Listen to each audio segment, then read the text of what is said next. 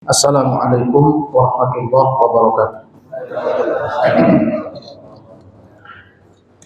Innal hamdalillah nahmaduhu wa nasta'inuhu wa nastaghfiruh wa na'udzu billahi min shururi anfusina wa min sayyiati a'malina. Man yahdihillahu fala mudilla lahu wa man yudlil fala hadiya lahu. Asyhadu an la ilaha illallah wahdahu la syarika lahu wa asyhadu anna Muhammadan abduhu wa rasuluh la nabiyya wa la rasul ba'd. Maghrib hari, Bapak Ibu, kembali di sini kita di majelis kita, majelis tafsir. Berjumpa dalam rangka kita bermujalasah, bermudarasah, belajar. Yang malam hari ini kita lanjut pembahasan kita masih di surat Al-Insyirah. Surat Al-Insyirah kita masuk ke ayat yang kelima. Ayat yang kelima, ayat yang keenam, semoga sampai selesai. Ayat yang ke-8.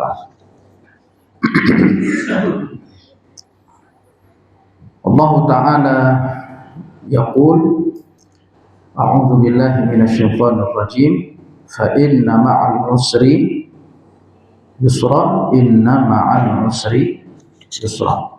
Ibu-ibu bisa sambil lihat HP-nya, dilihat ayatnya. Ini ayat yang kelima dari surat Al-Insyirah. Fa inna ma'al usri yusra. Apa artinya? Maka sesungguhnya bersama kesulitan yusra, ada kemudahan. Yakin? Yakin? Jauh. Pantesan nggak pernah dikabulin doanya. Iya, iya pantas nggak pernah dikabulin doanya. Seuzon sama siapa? Sama Allah. Lalu Allah ulang lagi, inna ma'al usri yusra. Sesungguhnya bersama kesulitan itu ada kemudahan. Ayat ini kalau kita lihat, itu ada huruf fa diawali. Fa inna. Kata para ulama, huruf fa ini masuk kategori huruf fa al-mausulah. Kata sambung lah kalau bahasa kita. Fa ini kata sambung. Biasanya kata sambung itu dia ada kalimat yang mendahuluinya. Benar kan? Biasanya kata sambung itu ada kalimat yang mendahuluinya. Nah, kira-kira fa ini kembali kemana? Fa ini kembali kemana? Mengisyaratkan keterkaitan ma'al usri yusra, inna ma'al usri yusra itu apa? Nah, kalau bahasa saya, huruf fa ini meninggalkan jejak ketersambungan dengan ayat sebelum. Meninggalkan jejak ketersambungan dengan ayat sebelumnya. Ayat sebelumnya, alam nashrah Rasulullah wa wada'na anka wizrak. Kemudian alladzi qadzuha wa rafa'na anka dzikra. Allah pakai huruf apa? Huruf kata sambung.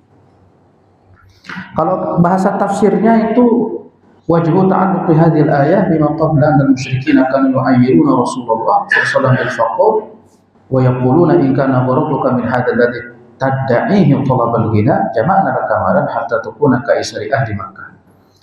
Kalau bahasa tafsirnya bahwa jejak ketersambungannya itu mengenai ketika dulu Rasulullah dicela atau diejek. Sama siapa? Orang-orang musyrik. Ya, siapa lagi yang ngejek beliau? Kalau untuk orang kafir, orang siapa? Musyrik. Diejeknya bilang apa bilangnya? Coba antum perhatikan kalimatnya. Ini kalimat ejekan atau kalimat tawaran. Kira-kira kalau kalimat ini ditawarkan ke antum, ini jadi ejekan atau jadi tawaran? Kalimatnya apa? In kana gharaduka, wahai Muhammad, jika tujuanmu itu min hadza alladzi tad'ihi, dari apa yang kamu lakukan ini, dakwah. Jika tujuan dakwah itu talabal ghina, mengharap apa? Berharap kekayaan. Oh, mengharapkan materi, mengharapkan bayaran. Ya barangkali mungkin orang musyrik melihat cuap-cuapnya Rasulullah ini sebenarnya dampak dari apa? Dampak dari kesenjangan sosial. Mungkin menurut siapa? Orang-orang musyrik. Biasanya orang itu kan sama seperti ibu-ibu di rumah. Banyak ngomong tuh biasanya ibu lagi lapar biasanya. Benar kan? Ibu di belakang, benar ya? Biasanya ibu itu banyak ngomong itu lagi lapar biasanya. Tapi kalau udah dikasih makan, diam dia biasanya. Gitu. Benar Bapak ya? Pokoknya perempuan itu kalau mau diam kasih makan aja. kalau mau dia diam. Nah, seperti mereka orang musyrik itu menyangka bahwa bisingnya Muhammad ini mungkin dilatar belakangi oleh apa? Benturan sosial, atau mungkin apa kita katakan kesenjangan sosial, mungkin akibat dari ketidakadilan. Kan biasanya memang yang paling kencang suaranya itu orang kalau meritik penguasa atau apa, orang yang merasa paling apa? Dizalimi itu hal yang lumrah. Lalu mereka mengatakan, ya Muhammad, kalau sekiranya apa yang kamu lakukan ini itu karena berharap kekayaan, janganlah. Kami akan kumpulkan kekayaan itu mana untukmu, hatta takuna ka'aisari ahli Makkah. Kami akan kumpulkan harta itu untukmu hingga nanti aku berikan atau kami berikan itu kepadamu hingga kamu itu akan menjadi sederet orang-orang kaya di mana? Di Makkah. Kira-kira kalau ucapan ini antum yang ditawar sama orang musyrik, ambil atau tidak? Ini bukan janji palsu ini. Ini bukan janji palsu. Atau paling tidak kalau kita nggak ambil, kita akan mengambilnya dengan alasan barangkali nanti kalau kita dikasih uang banyak, bisa kita pakai itu buat apa? Buat dakwah misalnya gitu kan? Bangun pesantren misalnya. Nah, itu alasan-alasan orang yang kepingin biasanya. Orang yang kepingin tetapi dibungkus dengan alasan-alasan apa? Agama. Nah, sidna Rasulullah ketika orang-orang ini mengucapkan itu kepada beliau merasa terejek. Wah, ini nggak benar. Ini mereka ini sudah mencela. Ya kalau bagi kita juga mencela. Beliau dakwah itu bukan karena berharap uang. Ya memang beliau dakwah memang ya. Makanya kita katakan bahwa Islam itu, Bapak Ibu ya, Islam itu tidak lahir karena dentuman politik dan tidak lahir karena benturan sosial. Karena Islam itu memang murni lahir diturunkan oleh siapa? Allah. Ada pernah ustaz atau kiai ya, berstatement bahwa Islam ini lahir dari apa? Benturan apa? Politik. Lahir dari benturan politik. Kenapa? Dalilnya adalah Rasulullah ketika beliau awal kali berdakwah, yang masuk Islam kan cuma segelintir orang waktu itu. Ada Ali, ada Khadijah, itu cuma berapa orang? 4 orang. Lalu Rasulullah mengatakan bahwa kami dijanjikan oleh Allah itu akan menguasai Romawi dan Persia. Nah, ada kiai mengatakan hadis ini menunjukkan satu bukti bahwa agama Islam itu lahir dari benturan apa? Politik, kekuasaan. Enggak, itu bukan benturan politik. Itu memang janji dari Allah kepada Sayyidina bahwa Islam akan dimenangkan. Itu berita dari siapa? Allah Subhanahu wa ta'ala, bahwa Islam ini akan dimenangkan dari Persia sama Roma. Ini juga sekaligus menjadi dalil bahwa Sayyidina Rasulullah berdakwah itu bukan karena lahir dari benturan apa? Politik atau kesenjangan ekonomi gitu. Tapi ini memang murni agama ini turun dari Allah, didakwahkan oleh Rasulullah Shallallahu Alaihi Wasallam. Akhirnya beliau merasa terejek gitu dengan kalimat itu, merasa terejek dengan kalimat itu. Kalau bahasa tafsirnya, hatta sabaqa ila wahmihi annahum innama rajibu 'ala al-islam li kaunihi faqiran haqiran 'indahu. Hingga itulah yang membuat Rasulullah menjadi sedih.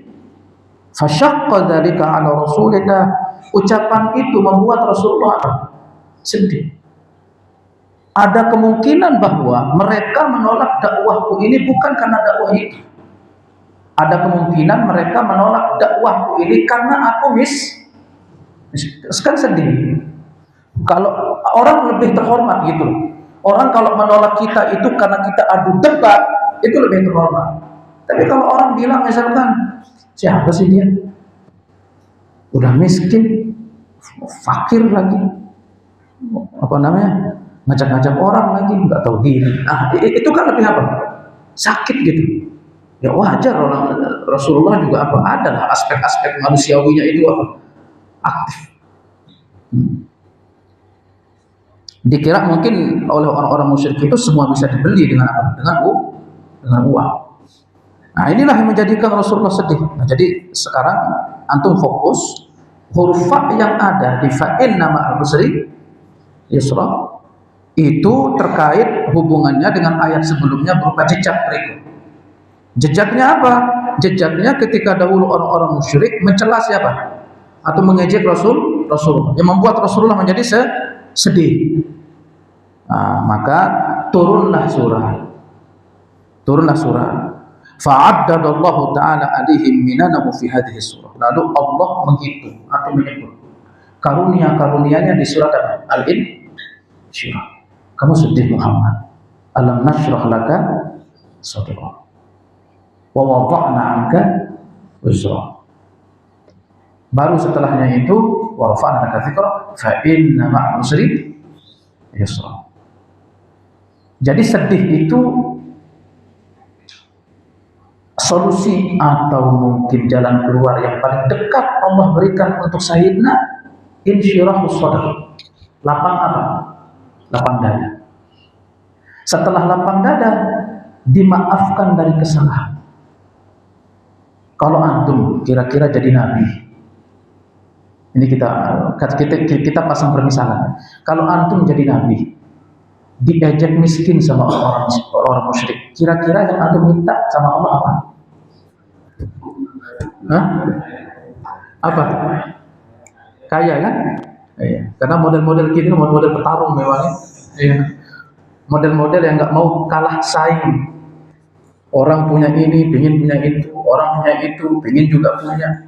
Iya. Sampai mati juga keadaan kita seperti itu. Apalagi kalau kita mau bertarung dalam masalah dunia, ya nggak akan ada habisnya. Jadi seolah-olah di sini sifat ridhonya baginda Rasulullah Shallallahu Alaihi Wasallam bahwa ketika beliau dicela, diejek karena kemiskinan, justru Allah tidak membalas kepuasan Nabi itu dengan diberikan apa? Kekayaan. Karena wallahi justru kekayaan itu semakin membuat orang itu deg-degan. Deg-degannya itu kalau kita misalkan pasang mode gengsi, kita akan deg-degan. Kadang-kadang kita deg-degannya itu, ada nggak ya orang lebih kaya dari saya? Atau mungkin kedua, gimana ya yang ngejek saya kemarin itu jatuh miskin nggak dia ya? Atau mungkin, aduh jangan-jangan dia lebih kaya dari siapa? Dari saya ya. Kan biasanya kita umumnya seperti itu. Biasanya kalau untuk menunjukkan kesuksesan itu justru dengan apa? Yaitu saling pamer dalam hal harta. Ya antara adik sama kakak itu kadang-kadang terjadi yang begitu-begitu. Apalagi mungkin keduanya merantau bisa begitu. Pulang kampung, adiknya bawa ras, kakaknya bawa apa? Bawa alpha, misal gitu kan. Kayaknya kesaing aja rasanya adik sama siapa? Sama kakak. Dan Nabi kita Nabi Muhammad tidak diajarkan untuk kepuasan itu mengikuti gaya orang. Justru kepuasan itu di aspek lain. Dia bisa berkarya di aspek yang lain. Maka Allah berikan kepada Sayyidina itu satu, lapang dada. Jadi mau diejek, mau apapun, beliau nggak peduli. Saya orang seperti ini lebih kaya daripada orang kaya. Orang misalkan lihat orang kaya, ya senyum aja. Dunia, ya gitu ya. Orang dia diejek sama orang, senyum. Dunia. Nanti di akhirat kita petik apa? Paham? Enggak semua orang punya sifat kayak gitu. Orang yang punya sifat santai, simpel, ya. Enggak yang niku-niku, mau keadaan seperti apa gitu. Itu enggak semua orang punya. Itu kita sebut dengan apa? Lapang dada. Lapang dada. Wa wada'na anka wizrak, dan kami letakkan darimu kesalahanmu, atau kami maafkan darimu kesalahan-kesalahan yang lalu. Ai ma kunta fihi min amril jahiliyah, yaitu keadaan engkau dulu di masa-masa apa? Di masa-masa sebelum Islam. Nah, barulah datang setelah dilapangkan dadanya, setelah dimaafkan. Makanya tadi saya nanya, kalau misalkan antum jadi nabi, antum minta apa kalau keadaan seperti itu? Mana lebih baik? Dikasih harta atau diampuni oleh Allah? Itu antum jujur aja. Dikasih harta atau diampuni oleh Allah? Ya, udah tahu kok jawabannya. Iya. Pasti pengennya disegerakan dikasih harta. Masalah ampunan nantilah belakangan gitu. Toh juga Allah Maha Pemaaf. Kalau nanti kita istighfar dimaafkan sama siapa? Sama Allah Subhanahu wa taala. Itu apa namanya? Ambisi-ambisi manusia itu kadang-kadang seperti itu. Ambisi-ambisi manusia seperti itu. Jadi didahului oleh dilapangkan dada, kemudian yang kedua diampuni dari dosa. Diampuni dari dosa itu lebih menenangkan bagi dosa. Jadi begini ya Pak saya. Ya Allah, aku itu diejek sama orang musyrik. Karena aku miskin ya Allah. Aku lapangkan dadamu ya Allah. Ya Allah, aku diejek karena aku miskin sama siapa? Orang-orang musyrik. Apa kata Allah? Aku ampuni kesalahan-kesalahan Muhammad. Itu kan kayak tidak nyambung gitu dengan apa? Dengan itu. Tetapi itu sebetulnya dari kata tidak nyambung, justru di baliknya itu ada kekuatan. Justru segala sesuatu itu kadang kalau dikait-kaitkan, disambung-sambung, ya itu nggak selesai-selesai akhirnya. Kadang ada kala dalam problematika kehidupan itu kita harus berbalik badan memang untuk tidak selalu berada di apa? Di penghubung-penghubung itu. Kalau misalkan Anda dengan tetangga misalkan bermasalah, kadang-kadang memang pilihan hidup kita itu memang keluar dari itu gitu. Bahkan mungkin dalam masalah yang lebih genting misalkan, ada kalanya memang tidak diteruskan, tetapi memang kita harus balik kanan, tinggalkan seperti itu. Meskipun mungkin terkesan tidak nyambung. Ya, baik. Fa yang ada di sini, fa yang ada di fa'in nama al-usri yusra. Mana tadi saya baca lagi? Wa qala la ima kunta minal mujahiriyah summa wa'adahu bil ghina fid dunya liyuzila an qalbihi ma hasala fihi min at-ta'addi bisababi annahum ayyaruhu bil faqr. Kemudian Allah taala menjanjikan kepada Sidna kenikmatan apa? Kenikmatan dunia. Setelah diberikan kenikmatan apa? Dunia. Yang dua. Dunia itu datang sebagai tawaran kepada yang terakhir. Nah, maka fa'inna ma'al usri yusra, maka sesungguhnya bersama kesulitan itu ada kemudahan. Bersama ejekan itu ada jalan keluar. Bersama celaan itu ada masa habisnya. Fa'inna ma'al usri yusra.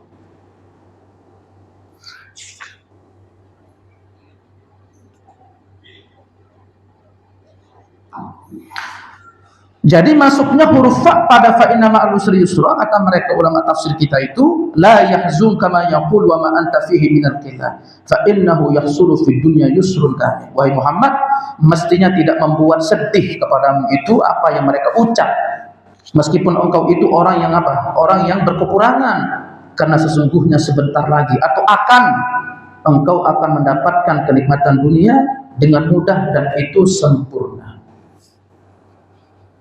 Kenikmatan dunia, dan itu mudah juga apa? Sempurna. Sekarang Bapak Ibu, kalau saya mengatakan kenikmatan dunia, kalau tadi kan nyerempet-nyerempet akhirat, kalau tadi kan dilapangkan dada, kemudian apa lagi tadi? Diampuni dari kesalahan. Jangan bilang dosa ya, karena Nabi itu nggak berdosa. Diampuni apa? Kekeliruan yang secara aspek manusiawi itu boleh. Tetapi bagi baginda Rasulullah itu terlalu berat bagi beliau. Karena beliau itu tipikal orang yang meskipun bukan salah, tetapi melakukan yang karena itu hingga meninggalkan yang mubah. Itu luar biasa. Mikir kerasnya Rasulullah Sallallahu Alaihi Wasallam. Di situ letak bedanya kita dengan siapa? Rasulullah. Kita justru kalau kita itu sebaliknya apa? Melakukan maksiat itu merasa apa? Tenang. Itu kalau kita setelah dari maksiat. Tapi kalau Rasulullah, beliau itu melakukan yang mubah. Karena melakukan yang mubah itu sehingga beliau meninggalkan yang apa? Utama. Itu kayak dosa besar. Contoh misalkan, makan boleh atau enggak? Boleh. Datang waktu zuhur, jam berapa? Jam zuhur sekarang jam 11:50, 55 atau 50. Antum makan. Akhirnya orang komat. Ketinggalan takbir berapa? Takbiratul ihram. Kalau kita mau sanding antar makan, mubah. Dan ikut takbiratul ihram bersama imam, apa? Anjuran. Ketika kalau kita karena makan ketinggalan takbiratul ihram, merasa bersalah nggak kalau kita? Merasa bersalah nggak? Berapa hari kefikirannya? Hah? Berapa hari kefikiran itu terus dipikirin, ya Allah, tadi itu saya makan itu terlalu lahap, ya Allah. Mestinya 1 kali suap itu sudah cukup. Ternyata saya nyuapnya 3 kali. Ya Allah. Sampai saya lupa apa? Sampai saya telat sholat jamaah misal begitu. Sampai berapa hari yang menyesal? Nah, Rasulullah SAW itu beliau itu nyeselnya itu seperti orang melakukan dosa apa? Dosa besar. Kalau kita kan itu bukan dosa. Ya itu memang hanya teknis saja. Yang kita memang lagi lapar makan, ya paling toh juga kita ketinggalan sunat, bukan ketinggalan apa? Wajib. Nah itu maksudnya Rasulullah itu merasa berat dengan hal-hal seperti itu. Maka sesuatu yang menjadikan hati beliau itu lega, lebih lega, berdamai dengan celaan orang musyrik itu sampai lupa. Karena apa? Karena Allah memaafkan kekeliruan itu. Kalau kita kan sebaliknya nggak bergeming gitu, dari kelalaian, dari kepongahan, dari kecongkakan, dari maksiat, tapi nggak pernah berhenti minta sama siapa? Sama Allah. Itu beda kita dengan siapa? Rasulullah Sallallahu Alaihi Wasallam. Nah, jadi kalau saya mengatakan nikmat dunia, di bayangan antum nikmat dunia itu apa? Nikmat dunia itu bayangan antum apa? Kalau bapak-bapak nikah lagi, apa lagi? Saya selalu jadi contoh itu biar antum semangat ngajinya gitu. Kedua apa lagi? Banyak uang, ya kan? Banyak uang. Sibuk sama pekerjaan, ya enggak? Apa namanya? Punya aktivitas, enggak ada liburnya. Hari Sabtu kerja, Ahadnya lembur, pokoknya sibuk. Sekarang kalau kita mau apa namanya? Kita mau sisir-sisir gitu ya. Orang sibuk itu kan merasa paling positif apa? Aktivitasnya. Kadang-kadang setan itu datang. Kamu sibuk di dunia seperti itu, positif. Daripada orang mabuk. Gitu. Itu kata siapa? Kata iblis. Daripada orang judi. Akhirnya kadang-kadang kita nggak sadar. Karena terlalu bangga dengan aktivitas yang terlalu sibuk, tetapi banyak keutamaan itu lepas dari kita. Ya saya mohon maaf, yang kadang dulu mungkin ngajinya mungkin 3 hari, berubah menjadi berapa? Nggak pernah. Karena terlalu sibuk. Ya paling tidak sekali dah, sepotong lah. Tapi terlalu sibuk. Akhirnya begitu ditanya sama ustadznya, kok nggak pernah ngomong? Apa katanya? Daripada orang mabuk ustadz? Nice. Lebih baik apa? Lebih baik sibuk sama apa? Dunia. Kan positif. Nah, ini kadang-kadang jalan-jalannya iblis seperti itu. Saya punya cerita namanya Imam Syakir Al-Balkhi. Tahu namanya Syakir Al-Balkhi? Pernah dengar? Ini ulama salaf ini. Imam Syakir Al-Balkhi rahimahullah. Imam ini, teman-teman, bapak saya, ibu ya. Imam ini beliau itu dinobat sebagai ulama kaya raya. Tahu kekayaannya? Kekayaannya kata cucunya, saya punya kakek ulama. Itu dia dapat membeli 300 kampung. Kalau 300 kampung itu berapa kecamatan ya? Berapa kecamatan? Berapa kecamatan? Kalau satu kecamatan itu kayaknya isinya paling 100 kampung paling. Kita kecamatan Pelepang Tunggal berapa kampungnya? Antum nggak pernah hitung ya? Nggak pernah hitung ya? Kayaknya kalau taruhlah satu kecamatan itu 100 kampung, 100 kalau bahasa kita 100 desa nah gitu. Berarti kalau 300 berarti 3 kecamatan. Ini ceritanya ulama ini punya kekayaan fantastis. Dia itu punya kekayaan dapat beli 300 kampung.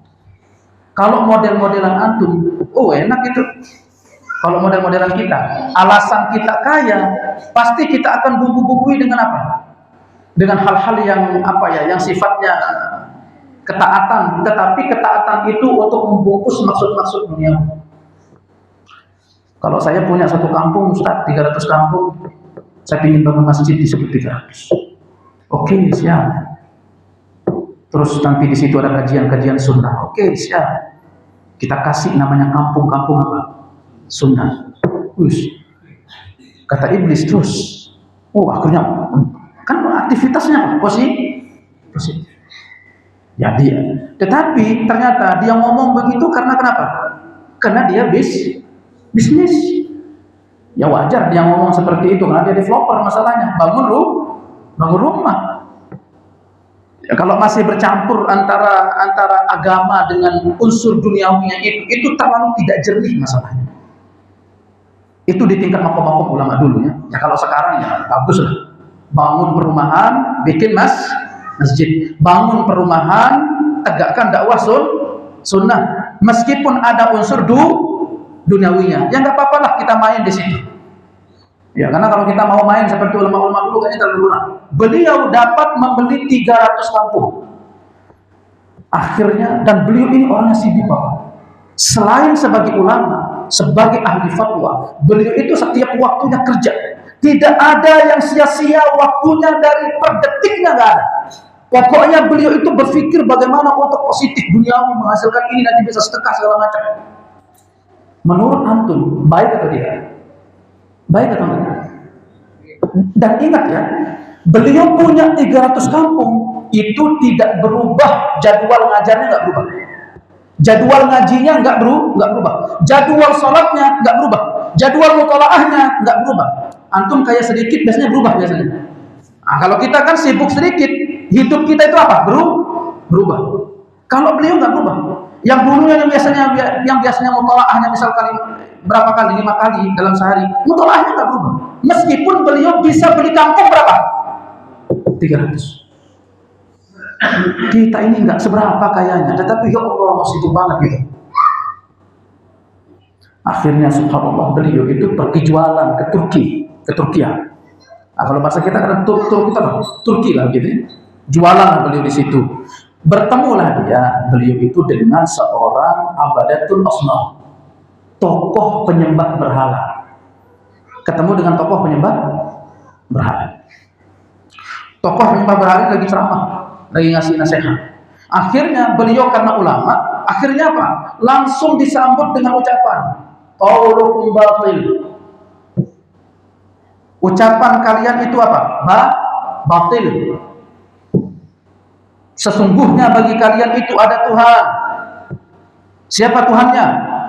Allah Subhanahu wa ta'ala. Beliau dakwah sama siapa? Penyembah berhala. Akhirnya nyeletuk si penyembah berhala ini. Perkataan kamu itu kayaknya nggak selaras sama perbuatan kamu. Habis dia dakwah, dia mengatakan apa? Kalian itu punya Tuhan. dan tidak ada Tuhan bagi kalian kecuali siapa? Allah Subhanahu wa taala. Akhirnya si penyembah berhala ini bilang apa? Kayaknya kamu itu enggak sesuai antara perbuatan sama apa? Ucapan atau omongan. Loh, di mana enggak sesuainya? Kata Imam Syakib Al-Balkhi, di mana enggak sesuainya? Kalau memang kamu meyakini bahwa Allah itu ada, dan kamu juga tadi mengatakan Allah itu Maha Kuasa, terus kenapa kamu sampai ke sini jualan? Kalau memang Allah kamu itu kuasa, kamu bisa diam di kampung kamu bisa diberikan oleh Allah di kampung kamu, ngapain kamu capek-capek kerja di sini? Kalau memang Allah itu apa? Maha kuasa. Oh, itu bagi Imam Syakib Al-Balkhi langsung ada petir kalimat itu. Di samping kesibukan beliau, itu yang beliau tidak sadari, bahwa kesibukan beliau akhirnya sering lepas dari Allah, di situ menciderai Tuhan. Jadi teman-teman, ketika kita sibuk dengan duniawi, itu ada lisan keadaan yang ngomong bahwasanya apa? Engkau itu seolah nggak percaya bahwasanya hidup itu ditanggung sama siapa? Itu kan, ya aroma itu yang kuat begitu ketika kita sibuk, seolah-olah memang kita itu apa? Memang kita itu bertawakal sama kekuatan diri. Kita kalau nggak keluar kerja, kita kalau nggak keluar, kita kalau nggak beraktivitas nanti mati. Padahal belum tentu mati. Padahal yang menanggung kematian siapa? Allah. Jadi barulah beliau sadar bahwa di tengah kesibukannya itu ternyata menciderai nama siapa? Allah. Sebagai Allah Maha apa? Maha Kuasa.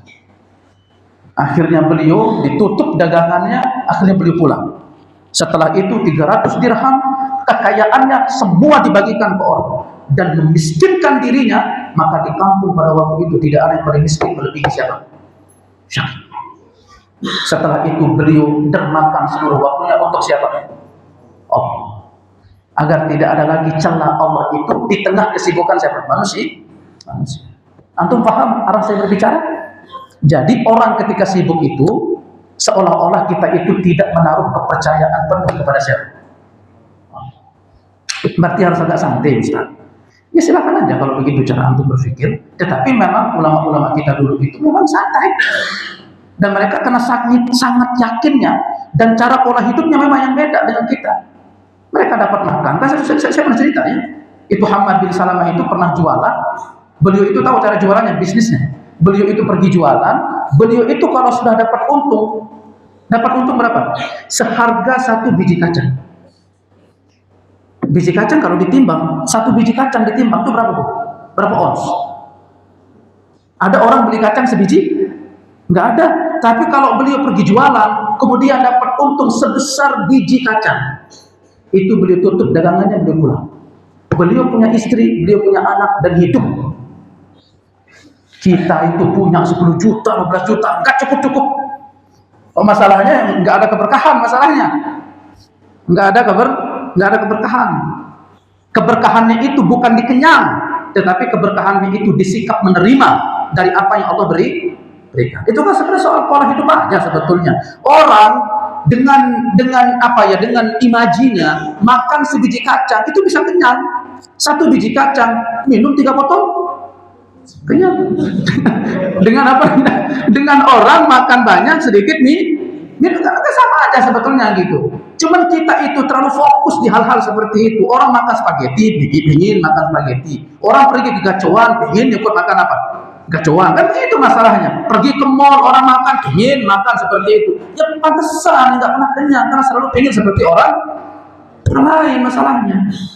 Sebetulnya ya Allah kasih gitu, kadang-kadang 2 biji kacang. Orang makan sukrok, kadang beli di Indomaret, makan sama istrinya, minum 3 botol, alhamdulillah kenyang, bisa tidur kenyang gitu. Kadang-kadang beli 1 ikan asin, udah nanak nasi, udah diual-ual nasi sama ikan asin, minum 2 gelas, alhamdulillah kenyang. Ya tapi kalau mau terus ngikutin gaya orang, kemudian nikmat itu harus dengan kemauan cara kita, ya nggak akan syukur nanti jatuhnya. Nah itu kan yang menjadikan kita akhirnya terlalu keras beraktivitas. Bukan Allah tidak menanggung, tetapi karena kita itu tidak tahu cara mengelola kehidupan. Nah nanti kalau sudah syukur, Allah tambah, nanti sudah syukur. Tapi masalahnya kita masih jauh dari kata syukur. Bukan ucapan syukur doang, tetapi dibuktikan dengan terlalu sibuk dan banyak meninggalkan perintah-perintah Allah. Itu kan menunjukkan gak syukur seperti itu. Nah itu Imam Syakib akhirnya beliau jadi orang termiskin. Yang tadinya punya 300 apa? 300 kampung. Semua disedekahkan untuk kaum muslimin dan beliau memilih jalan zuhud, hanya menghadapkan diri kepada setan. Allah. Nulis, belajar, ngajar. Nulis, belajar, ngajar. Mati nggak? Nggak mati. Ternyata beliau tetap masih apa? Masih hidup. Padahal kita itu hanya nyari seukuran apa ya, sesuap nasi, hanya untuk mengganjal apa? Kehidupan. Tapi kita terlalu capek, no. Ya bukan antum doang, kita juga gitu. Semua kita. Ya Ustadz juga sama lah. Kalau lagi punya hutang juga pening juga gitu kalau punya hutang. Apalagi pas bayar SPP gitu kan, semua kita pening. Nah, tapi ini nasihat, barangkali mungkin ada yang bisa mengamalkan nanti pojokan gitu kan, saya juga dapat pahala.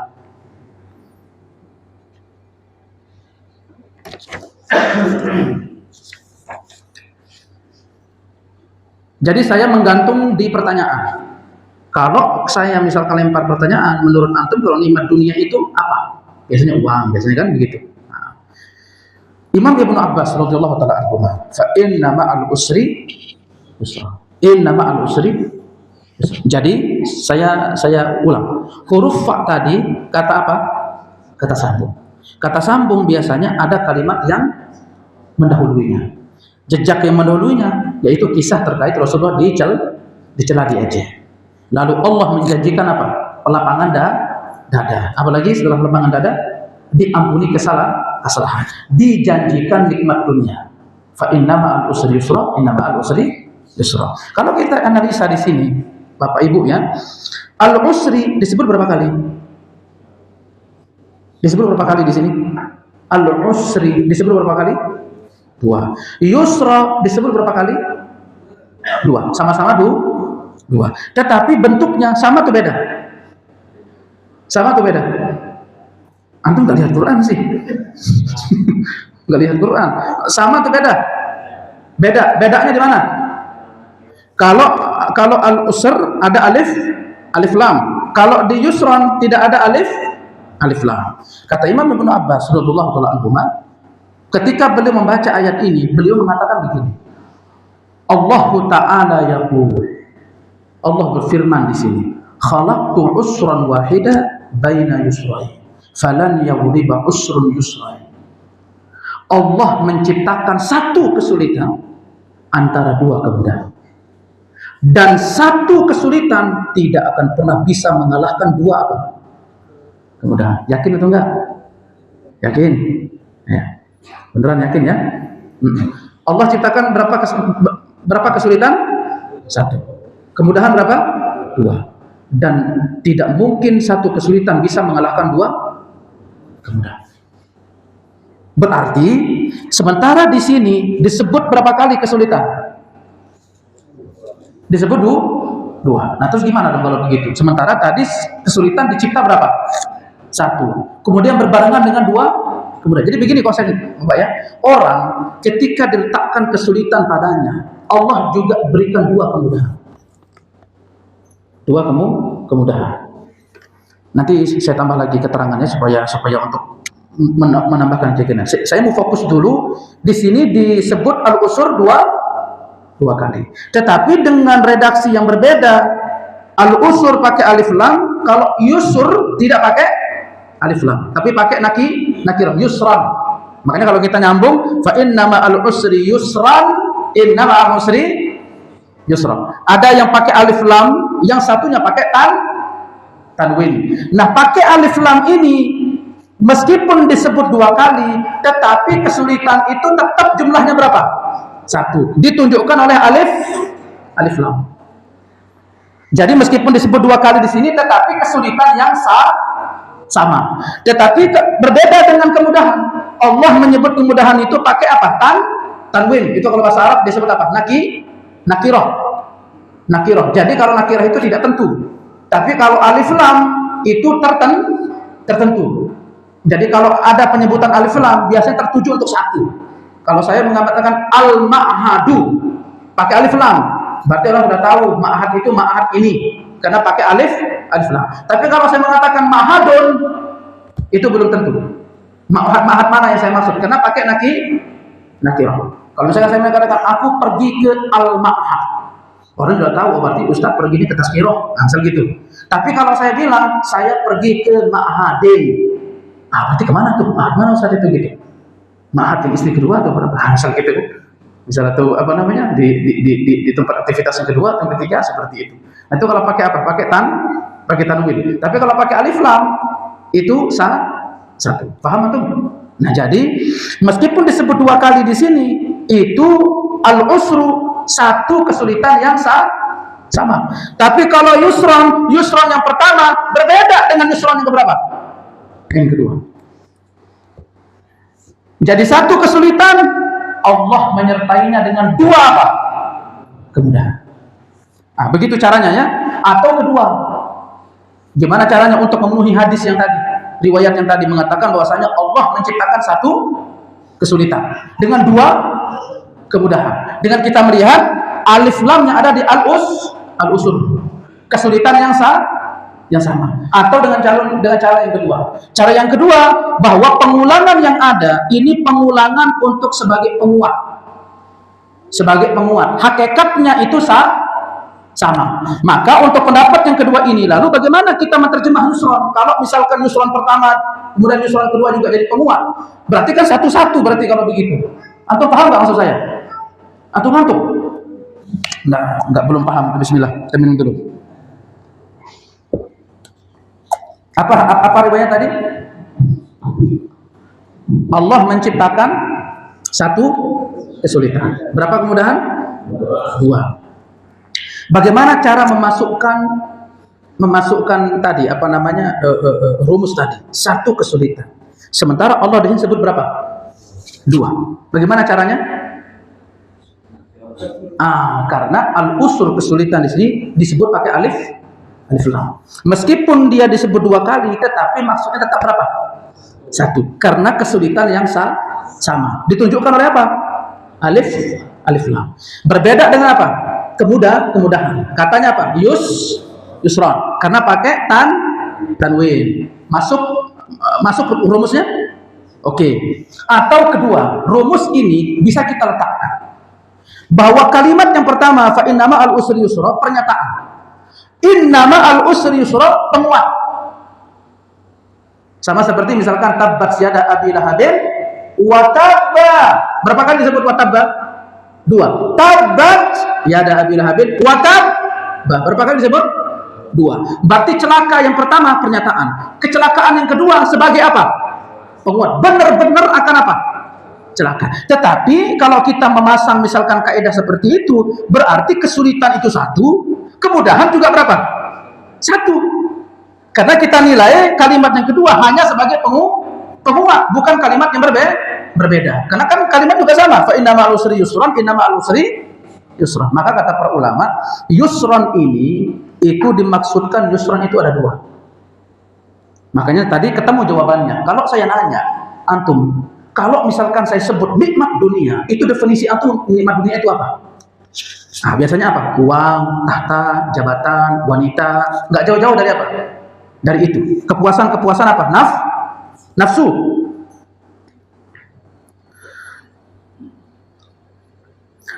Yusron yang pertama, kata Imam Al-Jurjani. Yusron yang pertama, kata Imam Al-Jurjani, yaitu wa huwa ma tayassara min istiftahil bilad, yaitu berupa kenikmatan dunia, proses yang dimudahkan oleh Allah untuk menaklukkan kota-kota. Penaklukan apa? Kota-kota. Itu nikmat dunia. Sekarang saya tanya akhir, mana lebih nikmat? Antum dikenal sebagai orang terkaya di kampung, tetapi kekayaan itu hanya untuk diri antum sendiri sama keluarga, dibanding ada orang gak terlalu kaya tetapi mempengaruhi hati-hati manusia. Misalkan seperti ulama, misalkan setiap malam Kamis orang berkumpul di depannya untuk diajarkan ilmu, kemudian nanti kampung lagi datang berkumpul diajarkan ilmu. Mana lebih puas? Menguasai orang atau memperoleh harta? Mana kepuasan? Menguasai orang atau memperoleh harta? Jujur. Memperoleh? Menguasai orang. Itulah yang dijanjikan Allah kepada siapa? Rasul. Lagi-lagi Allah tidak menghadapkan Nabi Muhammad dengan materi yang sama. Kamu merasa tercela dengan orang itu, kamu dicela miskin, diberikan kekayaan, enggak. Tetapi beliau itu dibuka peluang untuk apa? Untuk berperan di aspek yang lain, untuk menoreh keberhasilan atau prestasi di aspek yang lain, yaitu apa? Menguasai hati manusia, berkiprah di dalam dunia dakwah. Manusia cinta dengan beliau, itu lebih dari segala-galanya daripada orang yang punya kekayaan yang apa? Banyak. Orang kekayaannya banyak, mati-mati. Tapi ada orang biasa, tetapi dia ngurus kajian, dia kenal, begitu ya, selalu didoakan sama ya Allah, semoga Allah ampuni ya Allah.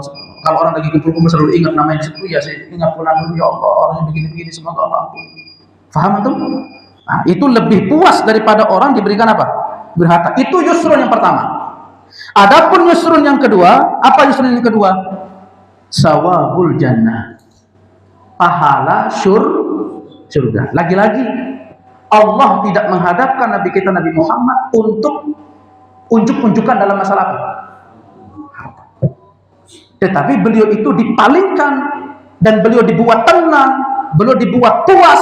Aku janji wahai Muhammad, kamu aku janjikan bahwa kamu akan menguasai seluruh apa?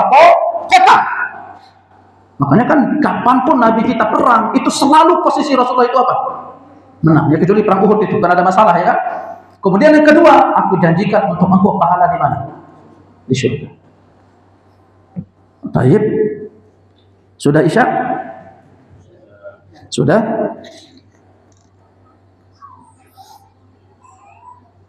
Kemudian terakhir, sebelum saya, berarti kita belum selesai ya. Fa idza faragta fansab wa ila rabbika farghab. Terakhir, sebelum azan. Apa tadi saya katakan, ya Allah, fa inna ma'al usri yusra. Kesulitan bersama kemudahan. Ada yang janggal nggak dari ucapan ini? Mungkin nggak kesulitan itu bersama kemudahan? Atau antum merasakan nggak kemudahan itu beriringan dengan apa? Kesulitan. Antum merasakan nggak? Biasanya kemudahan itu datang beriringan atau setelahnya? Nah, kapan?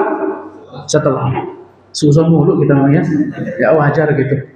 Fa'inna ma'al usri yusra. Lah sekarang kalau memang itu yang kita rasakan, yang ditangkap oleh apa? Yang ditangkap oleh kristal keimanan kita, bahwa kemudahan itu datang setelah apa?